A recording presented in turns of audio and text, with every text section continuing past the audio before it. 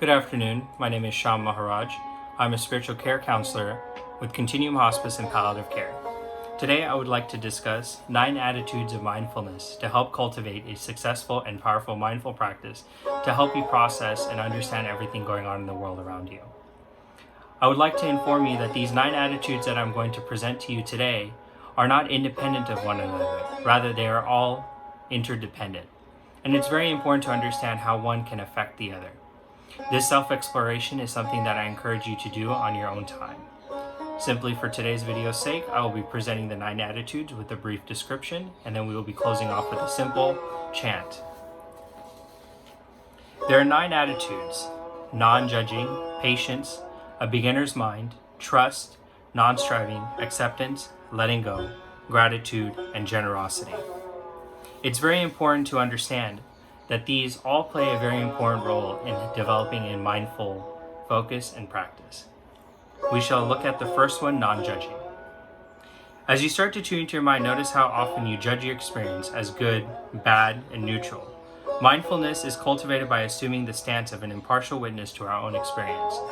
In other words, we should strive not to take a side in situations, one or the other, but rather try to become impartial and to watch the situation from the middle to help gain an understanding of it. Number 2 is patience. This attitude is an understanding that things will only emerge in their own time. We get caught up in the day-to-day focus of life and we are constantly pushing forward. But sometimes patience allows us to actually pull our minds back and actually understand that some things will not happen quickly. Rather, it is a gradual progression that allows us to get what we need to achieve. Number 3, a beginner's mind. A beginner's mind is a development of a mindset that is willing to see everything as though it is the first time. It is as though we are seeing the world through the eyes of a child. Just think about the present moment, how young children tend to be. In other words, when we look at things from a beginner's mind, we start catching things that are not normally there.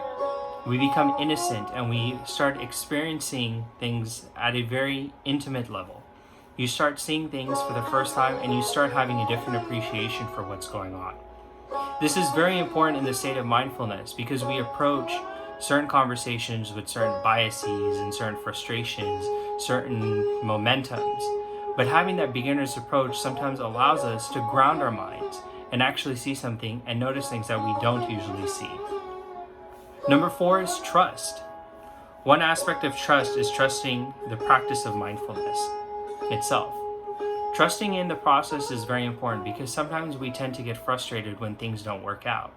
But this is where trust plays a very important role because if we have repeated certain practices and certain processes numerous times, trust allows us to move forward and jump to that next hurdle so we can continue moving on with our life.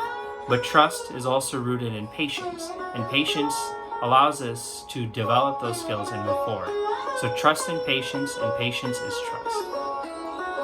Number 5 is non-striving.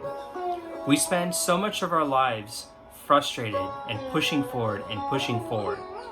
But non-striving is not saying that you should not try, but rather non-striving is that mindset that we need to pull ourselves back and we need to go with the flow of time around us. We need to be patient, but at the same time, sometimes when we cannot push things forward, we have to pull ourselves back and let the world carry us forward.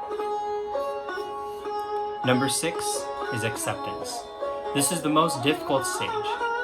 We tend to get frustrated around the world and we continue to beat at things that we do not understand.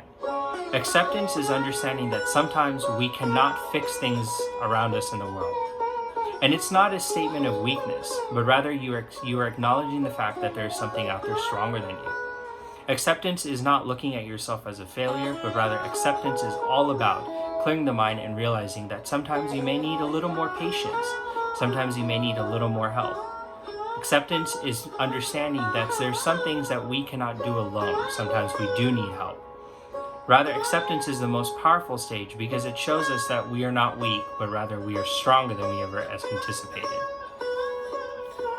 Letting go is a part of acceptance.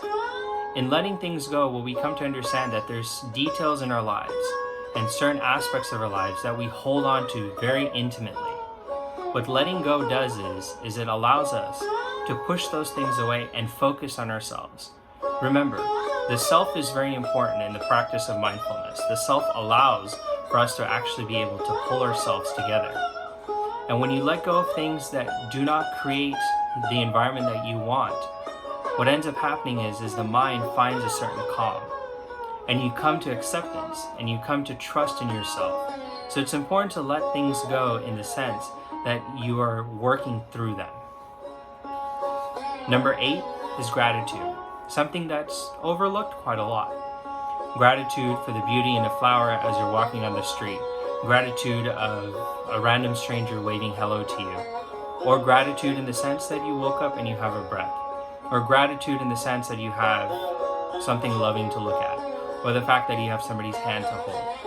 Gratitude is acknowledgement of the self, saying that you are aware and you know what's going on. And you are acknowledging it and you are receiving it. Gratitude is a very powerful emotion because it allows us to embrace the world around us. And it allows us to let the self meld with other selves and come together as a community. And number 9, generosity. When we start giving time to ourselves, we start realizing that other people are also worthy of that time. So it is very important to sit back and relax and understand that what you give to the world comes back to you as well. So give wholeheartedly, but don't give to the point where you are letting yourself go. Mindfulness is about developing yourself so you can give to the world, but at the same time, it's also about receiving from the world. Now, to close off these thoughts, I would like to bring back the simple chant from last week's video, Om Shanti. Om is the primordial sound that Hindus and Buddhists believe that vibrates in the world, and Shanti means peace. We will do the chant Om 3 times, and then we will do Shanti 4 times. Okay? Take a deep breath. Let it go. Take one more deep breath. Om.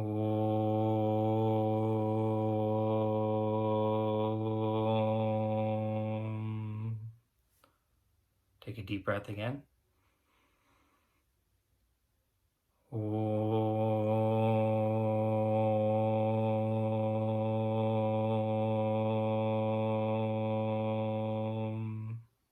Take one more deep breath.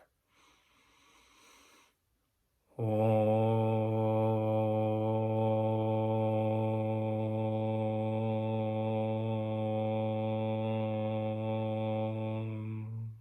Take one more deep breath. As you release, Shanti, Shanti, Shanti. Take one more deep breath and let it go. Thank you for listening. Stay safe and stay blessed. Bye-bye.